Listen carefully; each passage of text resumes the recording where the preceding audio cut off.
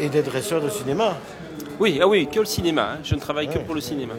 Et donc, enfin, tournage, émission télé, tout ce qui touche l'audiovisuel. parce qu'on sait que il y a des dresseurs, pour ne pas les citer, qui s'organisent ce qu'on appelle les petits animaux et les gros animaux, Ouais, donc ouais, tout ce qui est chat, chien. Mais toi, tu couvres l'ensemble. Tout, oui, c'est ça.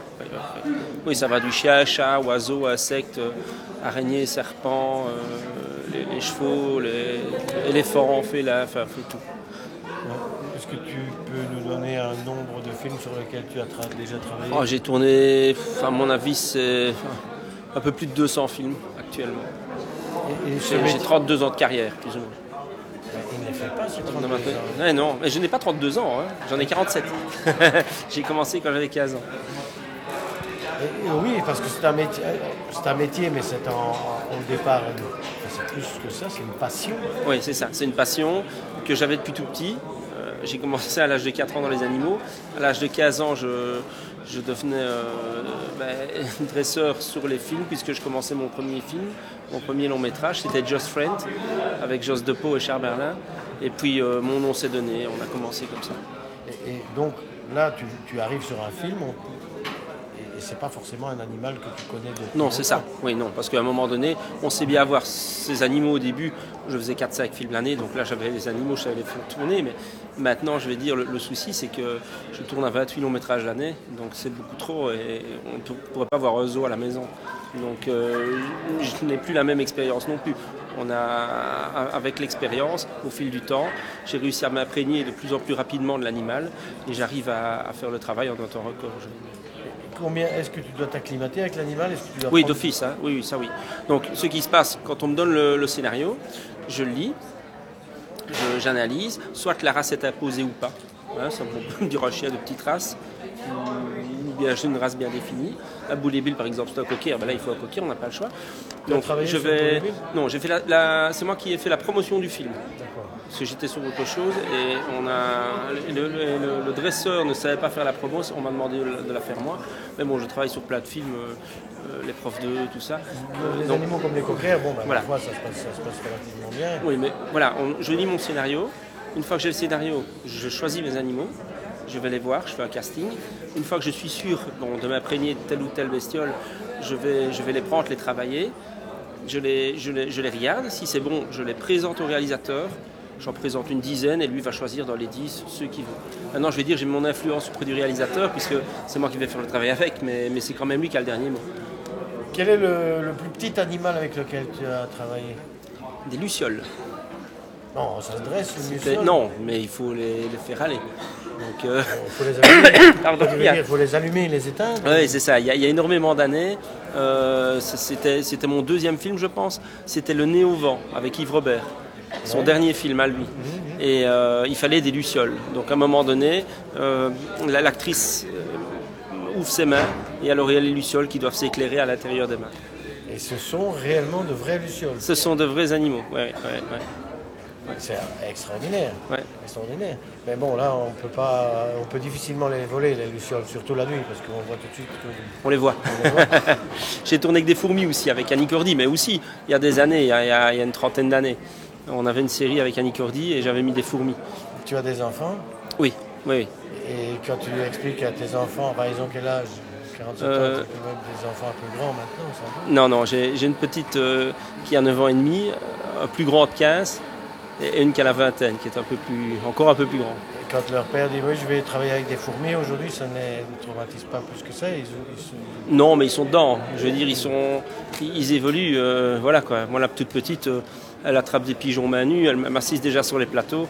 Le grand aussi, il fait déjà des trucs avec son chien et tout ça. Donc voilà, ce sont des choses qui sont courantes chez eux, puisqu'ils sont nés dedans. Donc voilà, ils évoluent. Maintenant, ils savent qu'ils ne doivent jamais aller trop vite vers un animal. C'est important. Donc les règles de sécurité sont toujours respectées. Parce que enfant de dresseur, ça peut être un danger aussi. Parce que voilà, on me voit avec des félins, on me voit avec des éléphants ou d'autres animaux. On se dit oui, ça va tout seul et on ne s'imagine pas que c'est dangereux. Et tu penses que justement, mon sentiment serait plutôt de penser que les enfants d'un dresseur sont plus au fait du comportement à avoir avec oui, les mais animaux. voilà, mais quand la petite était toute petite, j'ai dû J'ai toujours donné une discipline Oui, bien sûr. où ils étaient. Maintenant, Bien sûr. je pars du principe où même s'ils voient un chien dans la rue, ils doivent demander s'ils peuvent le caresser et ne pas faire confiance. Tout à fait. À 100%, c'est important. Donc- Les 3/4 des accidents, ça arrive comme ça, par un excès de confiance en soi. Et puis... Oui, bien sûr. Mais donc, tes enfants, à l'âge qu'ils ont aujourd'hui, 9 ans, Oui, c'est sont sûr. dans Oui, si on Ils prend m'assistent, leur- ils sont en tournage, il n'y a pas de problème, naturellement. Et puis, je veux dire que par rapport à des enfants de leur âge aujourd'hui, ils sont sans doute plus Oui, prudents que la moyenne. ça c'est sûr. Bon, tu me rassures. Et donc ça, on a parlé des plus petits animaux. Moi, je suis complètement sidéré d'apprendre qu'on peut dresser des lucioles ou des fourmis. Ça, les fourmis... On ne peut pas dresser, Non, ce mais- sont des astuces pour les faire évoluer. En tout cas, les conditionner, c'est comme une araignée. Demain, je vous montrerai, je donne une conférence demain matin sur le festival, et je vous montrerai comment on fait avancer une araignée sur un plateau, mais on ne dresse pas une araignée. Donc là, j'utilise des astuces qui vont permettre de guider l'araignée sur tel ou tel objet et dans un chemin bien précis. Oui, Par contre, un éléphant, ça se dresse, un félin, un chat, un chien, tout ça, ce sont des animaux, des oiseaux. Là, j'ai fait Adoration ici avec Benoît Poulvorde, où on a des petits pinsons. Dans le film, il y a un pinson qui est sauvé et qui devient l'ami de l'acteur. Hein, le jeune garçon qui se promène avec son pinson, ben, ça c'est du dressage. Donc là, j'ai conditionné l'animal à se mettre sur le dos, à rester sur l'épaule. Donc là, on peut dire qu'il y a un travail de dressage derrière. Ça, je comprends la nuance maintenant, mais quand tu me parles de dressage, tu me parles d'un animal que tu as dressé, donc forcément tu as passé du temps avec lui. Mhm. Quand tu arrives sur un tournage et que tu as fait ton casting, parfois tu travailles avec des animaux que tu n'as pas dressés. Non, mais je les ai d'office eu dans les mains avant. Ça, c'est primordial. Donc, ce que je veux dire par là, c'est Donc soit je complète le dressage, soit les animaux ne le sont pas et je le fais, ou alors ils le sont par facilité et je travaille avec. Mais je dois quand même m'imprégner de l'animal parce que forcément il faut qu'il travaille avec moi, il faut qu'il soit en connexion. Et puis sur le plateau, je dois parfois me déconnecter de l'animal pour pouvoir aussi permettre à l'acteur de le faire évoluer. Parce que l'animal va devoir évoluer sous mes ordres, mais comme si c'était le chien de l'acteur par exemple. Oui, c'est à ça que je réfléchissais, parce que quand tu parles d'une araignée ou de petits animaux où tu utilises des trucs, je suppose que c'est des pistes de nourriture ou des choses comme celle-là. Ça peut être plein de choses. Enfin, Nourriture, des ventilations, ça dépend un peu le type d'animal qu'il faut ça, diriger. tu vas développer dans la Oui, la conférence sera basée là-dessus. Je vais expliquer quelques trucages que j'utilise pour faire évoluer les animaux sur les plateaux, les risques, les dangers, montrer des petites astuces. Et alors la sécurité des animaux aussi, parce que ça c'est très important aussi.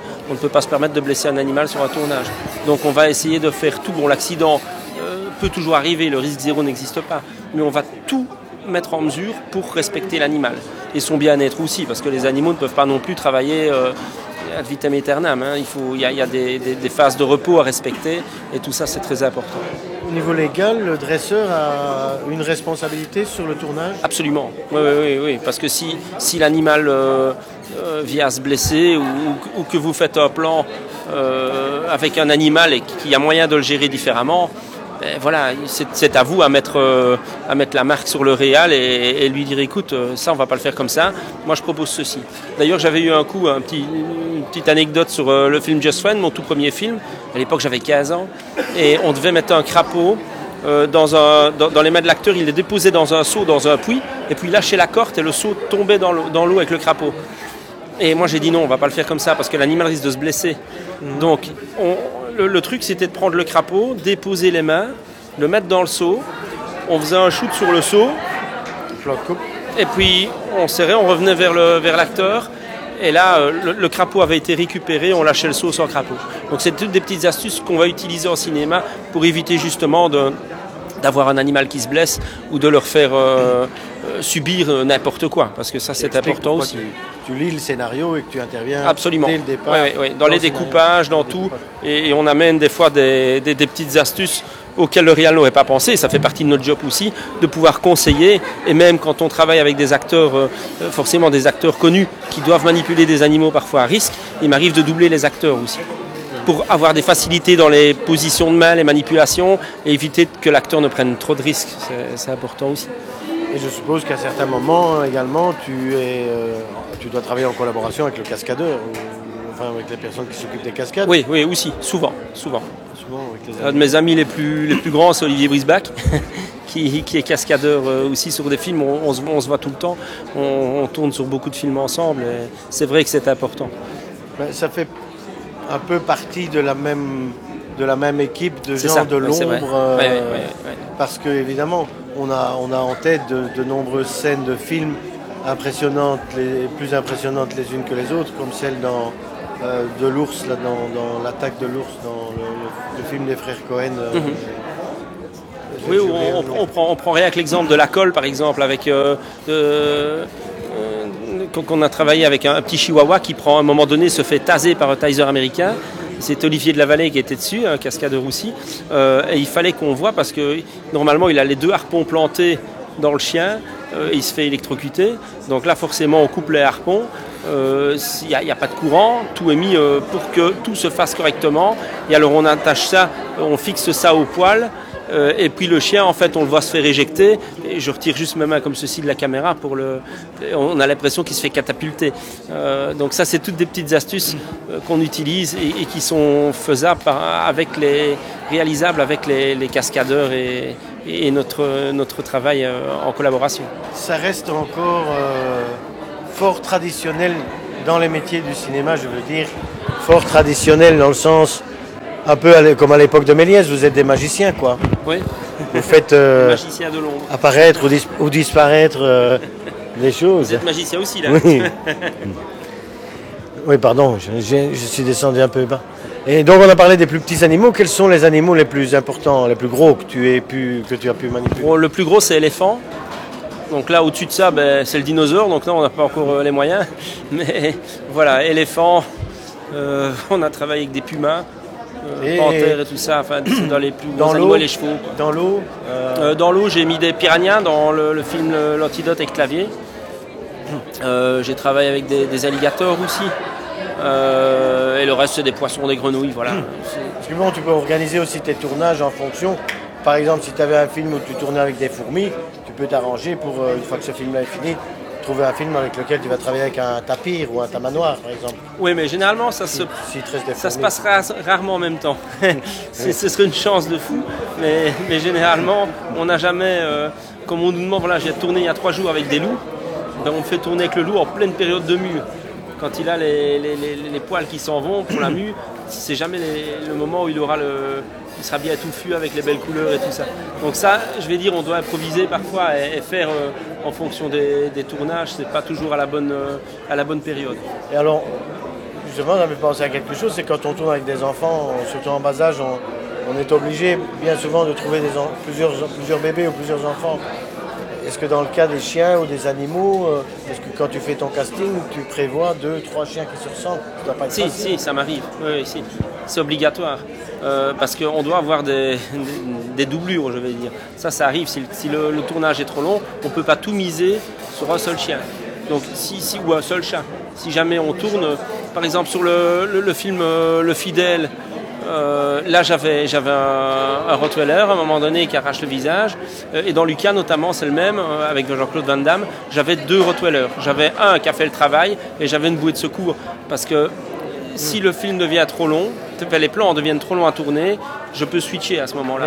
Oui. Ou admettons que le chien vienne à se blesser lors d'une attaque, parce que c'est des cascades avec des plans où il y a toujours un risque, ben là on a de quoi avancer. Et même si tout est calculé, on n'est jamais à l'abri d'un problème, d'une blessure ou quoi. Donc on préfère avancer et anticiper, je vais dire, parce qu'on ne peut pas bloquer toute une équipe de tournage non plus. Bon, bah c'est un sujet qui semble qui est passionnant et qui semble prêter à beaucoup de questions. Oui. Donc tu seras en salle... Demain, à 10h. Demain dimanche, à 10h, salle 5. Et il y a 2 séances? Non, il y a une seule séance. Une seule séance d'1 heure. On va expliquer un petit peu ce qu'on fait. J'aurai 2-3 animaux avec moi qui ont tourné sur des films, notamment le chien de la colle. On aura Kira, un petit Jack qui a tourné dans La Bouse et sur le Fidèle avec, de Michael Roskam. Et j'aurai une mygale aussi.